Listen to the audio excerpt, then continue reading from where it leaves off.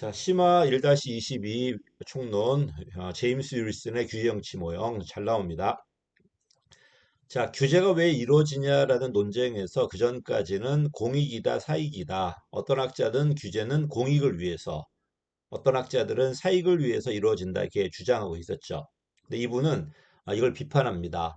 자, 공익이다, 사익이다 정해져 있는 게 아니고 편익과 비용이 어떻게 분포되는가에 따라서 달라진다는 거야. 예를 들어 편익이 소수에게 집중된다. 그러면 사익이에요. 편익이 집중되니까 특정 이익이잖아. 반면에 편익이 분산되고 있다. 이건 공익이겠죠. 근데 집중될 땐 관심이 많아요. 분산돼 버리면 별 관심이 없어요. 내 몫이 얼마 안 되니까. 그다음에 비용이 집중되었을 때는 갈등이 심해요. 그잖아. 비용이 분산되었을 때는 내 비용이 얼마 안 될 거니까 별 관심이 없겠지만 소수가 다 된다면은 반발이 심하겠죠. 그 얘기야 지금. 그래서 보다시피 집중되어 분산되는 것보다는 집중되었을 때 훨씬 관심이 많다. 근데 분산되더라도 만약에 공익단체가 있다면은 좀 더 활성화될 수 있다는 겁니다. 그래서 이 사람은 공익이다, 사익이다 양분한 게 아니라 비용과 편익이 어떻게 분포되는가에 따라서 공익일 수 있고 사익일 수도 있다는 겁니다. 특히 편익이 집중될 때가 사익이야. 그 사익을 위한 규제가 만들어지는 거고 분산됐을 때는 공익을 위한 규제가 만들어질 거고 이 두 가지는 공익단체가 있어야 돼요. 됐죠? 그다음에 비용이 집중되는 이 두 가지는 갈등이 심해요. 반면에 비용이 분산되는 고객과 대중정치는 별로 관심이 없을 겁니다. 갈등이 별로 없을 겁니다. 자, 이걸 가지고 네 가지로 갈랐죠. 왜 고객일까요? 그 규제가 만들어지면은 나한테 이득이 커요.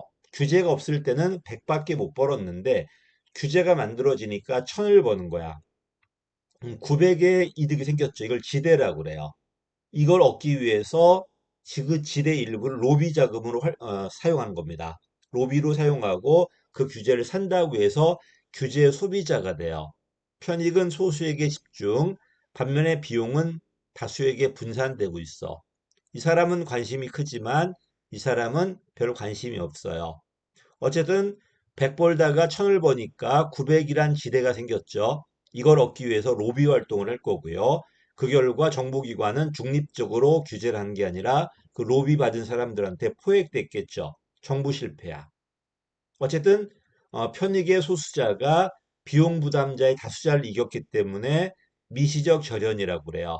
이건 경제 이유 때문에 그래요. 이득이 크고 비용이 분산돼 버리면은 내 비용이 작으니까 결국 이득이 큰 얘네가 이겼다는 거죠. 은밀하고 조용하게 만들어집니다. 로비 할 거니까. 그리고 강하게 집행됩니다. 왜? 강할수록 내 편익은 더 클 거니까요.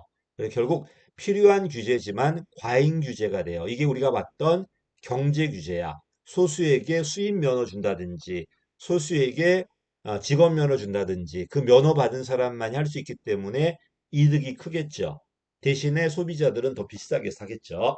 여기 경제 규제고요. 반면에 이제 대칭된 게 운동가야. 얘는 편익은 다수에게 분산돼요. 환경 오염했을 때, 규제했을 때 그 공장들은 비용을 집중하겠지만 편익은 대중에게 분산돼. 대중은 별 관심이 없어. 근데 비용을 부담하는 그 물건 만드는 업자들은 관심이 많겠죠. 반발이 심해요. 잘 안 만들어져요. 그러다가 사건이 터진 거야. 이 환경 오염 때문에 갑자기 누가 다치고 뭐 물고기가 때로 죽고 이러다 보니까 이제 관심이 커진 거죠. 그때 기존의 공익단체들의 활동에 의해서 이 규제가 채택되는 거야. 어쨌든 만들기 힘들어요. 만들 때는 갈등이 심합니다. 근데 이런 것 때문에 만들어졌어. 시간 지나봐. 다 잊혀지죠. 잊혀지니까 로비 들어오겠죠. 이번엔 로비 들어올 때 어떻게 들어온다? 강화시키자는 게 아니라 느슨하게 하자, 완화하자고 소수의 비용 부담자가 로비할 겁니다. 그래서 형성 단계는 갈등이 심하겠지만 집행 단계에서는 느슨하게 집행해 달라고 비용 부담자가 로비할 겁니다. 로비 포획될 거야, 그때. 그래서 일명 과소 규제가 되죠. 우리가 배웠던 사회적 규제야. 되게 편익은 대중들에게 분산되고 비용을 소수 기업들이 다 낼 때 그 기업들의 반발에 의해서 만들어지지도 않고 설사 만들어지더라도 시간 지나면은 점점점 느슨해진다는 겁니다. 그 얘기다.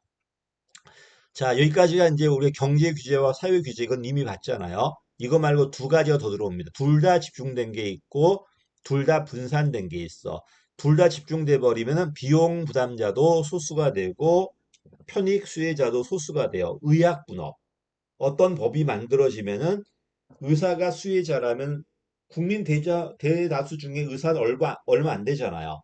약사도 마찬가지야. 갈등이 심합니다. 그래서 편익 수혜자와 비용 부담자가 둘 다 소수기 때문에 응집성이 되게 강하고 갈등이 심해요. 대신 둘 다 소수야. 이러니까 세력 확장을 하기 위해서 다른 단체와 연합을 해요.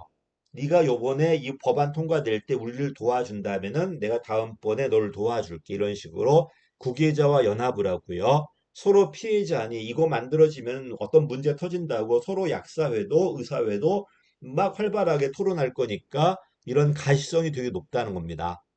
근데 결국은 이 규제는 의사와 약사의 합의에서 만들어지는 거지 일반 대중의 이익은 반영되지 않겠죠.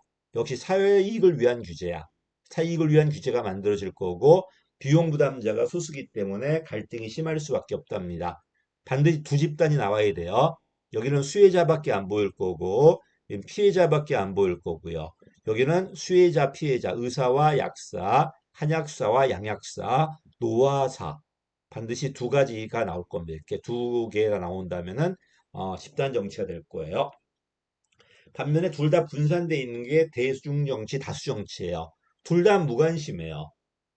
공익단체 활동이 있어도 둘 다 무관심하기 때문에 별 영향이 없겠죠. 그러니까 공익단체도 있어야 되겠지만 최고 책임자 의중이 되게 중요해요. 이 사람이 어떻게 생각하냐에 따라서 만들어진다, 만들어지지 않는다 달라질 수 있다는 겁니다.